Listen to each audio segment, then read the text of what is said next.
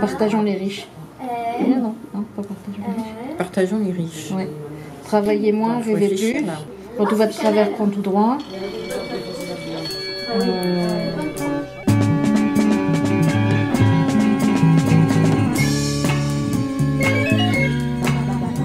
Bonjour, Magali Sanson, je suis médiatrice sociale à la Fabrique solidaire des Minimes depuis maintenant 2 ans. Et je m'occupe de la partie accueil, information, orientation des adhérents et des personnes qui viennent nous rendre visite.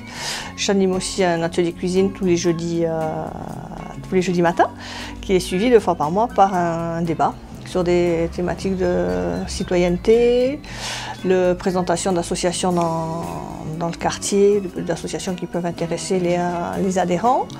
Moi, j'ai envie de porter un message d'espoir et de dire aux gens que même quand ils sont vraiment dans la mouise, il y a toujours une solution pour régler les problèmes.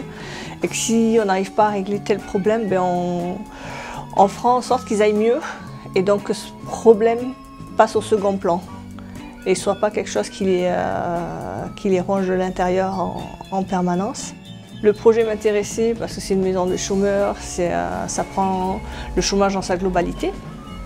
Mais on n'accompagne pas que des chômeurs.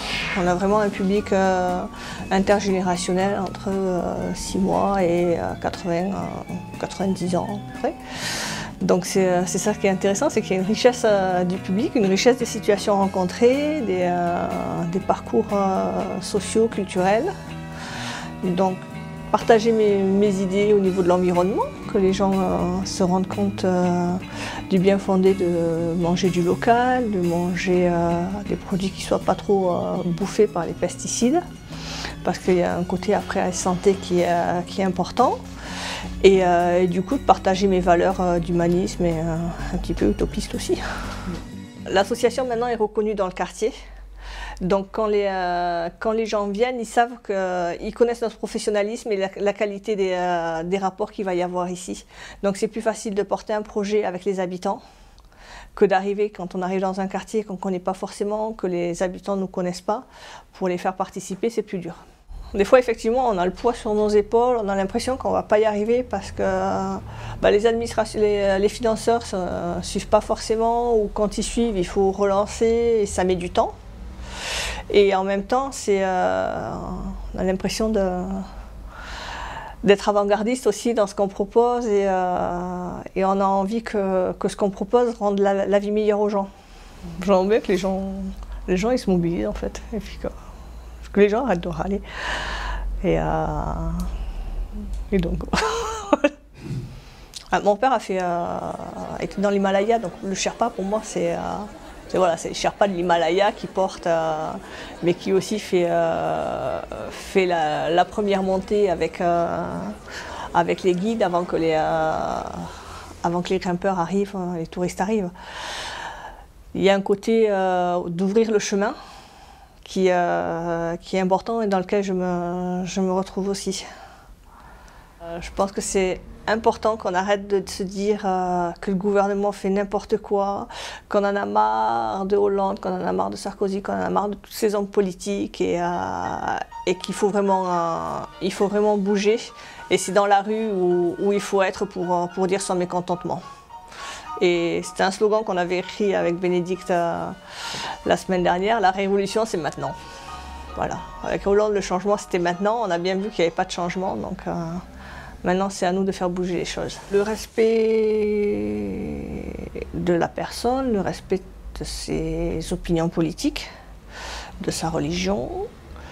Et je trouve que depuis les attentats, Il y a beaucoup de respect qui s'est perdu par rapport à toute une partie de la population qui est de confession musulmane.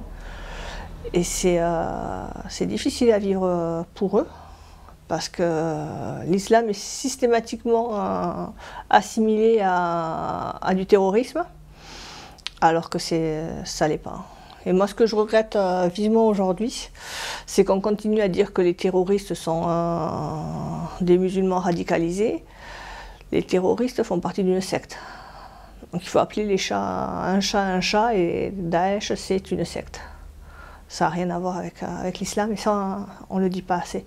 Et les médias font tout pour que les gens aient peur. Et renforcer cette peur de l'autre, il suffit de regarder les infos. Il n'y a rien de positif, quoi. Moi, j'ai fini. Je sais qu'à chaque fois qu'il y a un attentat, je coupe les infos. Je me suis refusée à regarder toutes les images là, depuis l'attentat de Charlie. Je ne regarde plus aucune info, plus aucune image d'attentat. Parce que c'est me mettre à mal, et c'est faire gagner aussi, je pense, les terroristes qui montrent, voilà, regardez ce dont on est capable de faire. Et j'ai pas envie de leur faire de la pub, et j'ai pas envie de rentrer dans leur jeu. Donc je veux continuer à vivre normalement, à voyager, à bouger, à faire la fête. Voilà. À vivre, quoi.